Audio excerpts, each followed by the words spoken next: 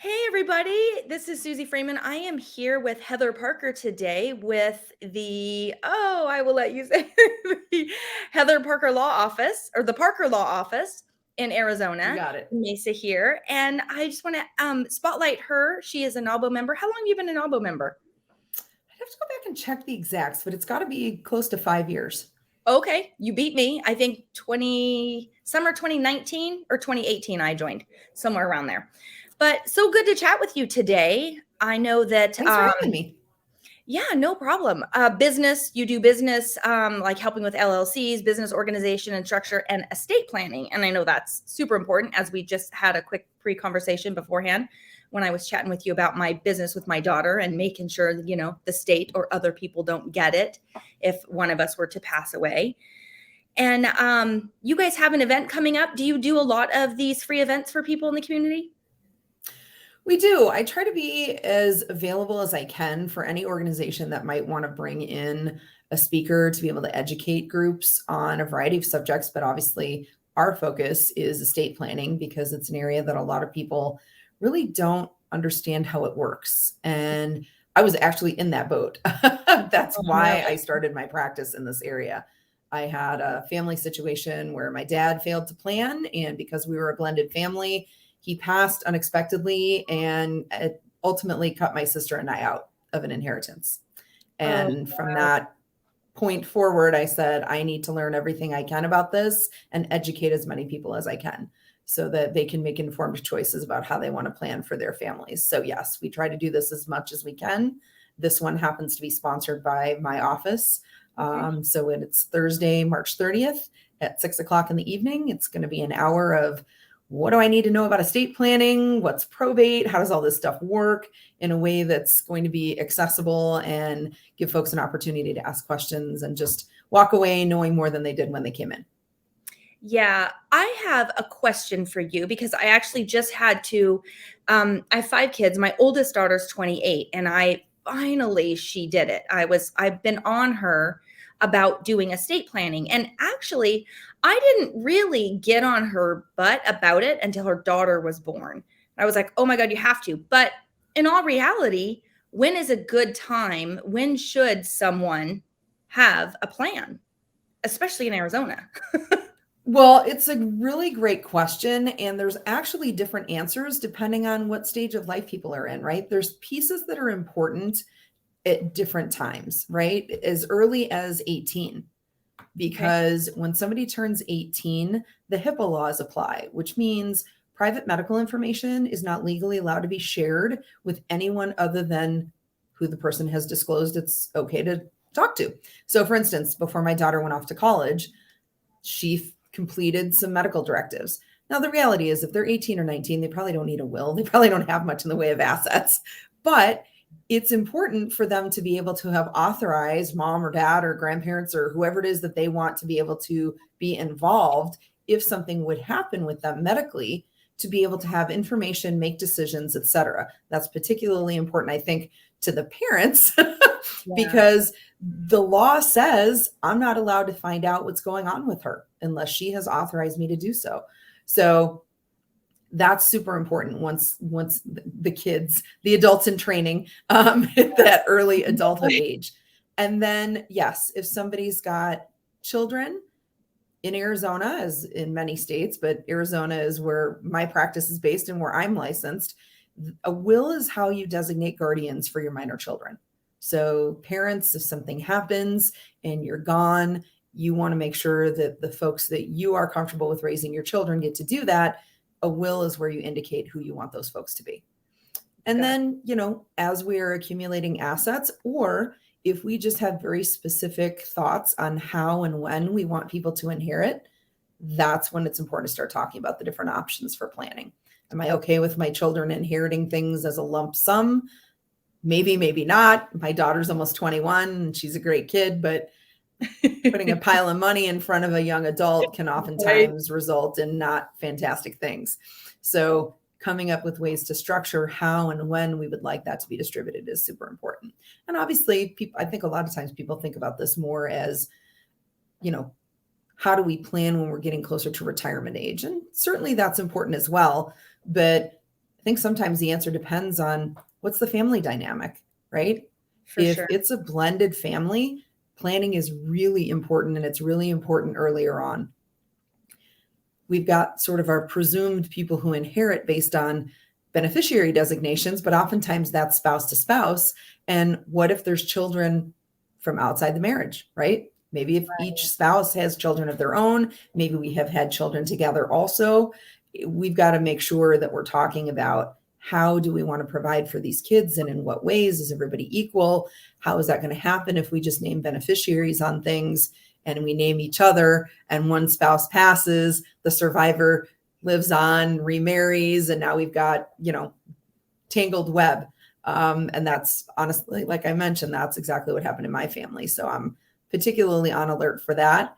Anybody who's recently divorced, that's important as well.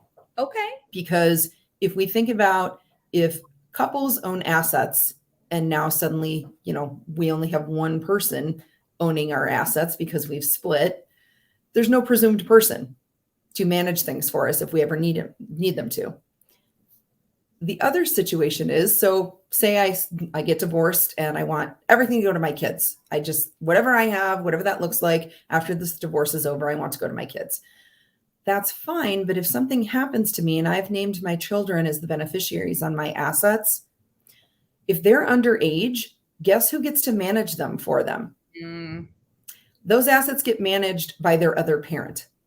The person I didn't want to be married to anymore now gets to manage the assets I'm leaving for my kids. I would think it would default to like state. Okay, so the other parent. Oh God, no. Right. So, and on top of that, the day they turn 18, they get whatever's left with no directions, no instructions. So it's really important to structure things so that perhaps the folks you would choose to manage the assets can do so. And in a way, again, like we were talking about before, in a way that you might want. Yeah. I had to redo my trust. Well, I had more children with my new husband, but it's something I guess a lot of people don't think about. I had a certain person listed as the guardian of my kids, like my first 3 kids, right? It was a family member of mine. She went rogue. Things got crazy. I didn't really think about the trust. Finally, a couple years ago, my oldest daughter came to me and she's like, Mom, what's with the kids? Like, where did the girls go? I don't know how the conversation came up, but my oldest and my youngest 2 of the big batch, whichever, the adult children said, Right. Mom, the girls come to us, right? Like my daughter's like, I would get the girls. I'm like, oh, no. Oh my God. They'd go to, oh God. It never dawned on me to re-up or reassess that. Yeah. And I would have been horrified because I know this person would have absolutely taken them because she would have gotten a lot of the things that come with them. So yeah, I love people like you. So important. It is. No, you bring up a great point, because I think sometimes people avoid it because it's a subject that's not super comfortable, right? Yeah. People don't like the idea of thinking about the world going on without them. But the reality is, unfortunately, we are all going to go at some point, and it's much better to think about these things and plan for these things before we actually need them, right? But I think a lot of times people think about it, okay, I've got it done. I can put it on a shelf and never think about it again. Mhm. But it's kind of a living, breathing thing, right? Because our lives are going to change. People are going to come in and go out of our lives. And it's important that those plans get revisited. Every 3 to 5 years, it's generally a good idea to at least take a look at it again with a professional and say, okay, has anything changed in our life? And then secondly, has anything changed in the law that would affect what we did, right? Because sometimes there's adjustments in the law, whether it's a tax provision or simply the way the world works, right? I might have something that is legal, but is it functional? That's the other piece of this. Is I can go into a big box store and find a document that says will on the top and create it and have it witnessed and notarized, and it's legal, but is it going to function the way I am expecting it to and the way I think it's going to? And the answer might be no. Right. I mean, I know we have just a couple minutes to wrap it up, but one thing, and maybe you can touch on this, I learned also why people like you are very important. My son, when he was a sophomore in high school, was hit by a car. So broke his leg, all kinds of other stuff. He got a large settlement. I thankfully had a lawyer, and maybe it wasn't the best lawyer, but basically we didn't settle until he turned 18 because it wasn't a large enough settlement that we would pay 10K for a conservatorship. They wanted like 10 grand or something for a conservatorship, or maybe it was a couple thousand. I don't know. But I was like, I'm not, because he was under 18 getting this money. You had to, I guess, in this state, put it in a conservatorship. Those are things people don't know. I'm like, we're just going to wait to settle 2 more years, and then he doesn't have to waste all that money. So yeah, there's just. But it's good that you had that option, because that's something very important for people to understand. If, for instance, I'm someone who's assisting, let's go the other direction, I'm assisting a parent, right? And say my parent is starting to decline and they're having difficulty managing their financial affairs, et cetera. If they don't already have a path in place legally for me to be able to assist them, that's going to be the end result. The only other way for me to manage my parents' assets, if there's no legal document in place for that, is to go to court and be appointed guardian and conservator. And that is a major ordeal. It's time consuming. It's expensive. Typically not the route we want to go. But it's very, very important to make sure that people understand, what will your banks and financial institutions require, right? My mom's going to need to check with her bank and say, what do I need to do to make sure that my daughter can help me with this account if I ever need her to? And unfortunately, a lot of times we see people just add the adult child to the bank account. Well, that way they can get in, they can help me. Yes, that's true, but there's a wide variety of pitfalls to doing it that way, right? Because technically now I'm a joint owner on that account. I might be the most responsible adult child in the world and would never intentionally take my mother's money. But if something happens in my life, say now I get divorced, guess what? That bank account is now considered my asset and is now subject to division in family court. If I have a car accident and someone sues me, guess what they can now come after? This bank account. So there's a wide variety of unintended consequences when we don't do things the right way. So it's really important to make sure that people understand what those things are so that they can make proper choices. Yeah, I so appreciate the information. I know it's so important, and I can't even imagine how much you have to continue to learn to stay on top of these things. And you've probably seen some really bad situations.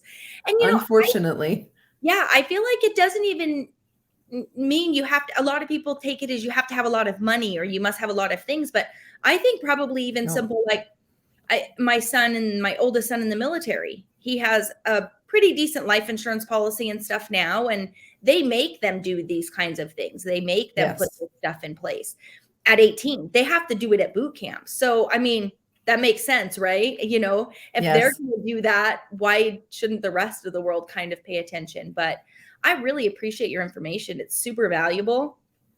And thank you for having me out there, Nawbo or anyone else that sees this, get with Heather. You've got to just get a checkup. I'm assuming you would do that. You would check up people's documents and refresh them if needed. Okay. So yeah, absolutely. Get with Heather, get that checkup needed, fine tune things. Life does change. We know how that goes. Definitely. I appreciate you. Thanks so much, Suzi. And don't forget, March 30th, I'll put it down in all the little notes for our thing with your address and everything. Heather's located here in Mesa. So March 30th. What time is it at again? 6 p.m. 6 p.m. Perfect. Okay. Well, I appreciate it, Heather. Thank you. Thank you so much.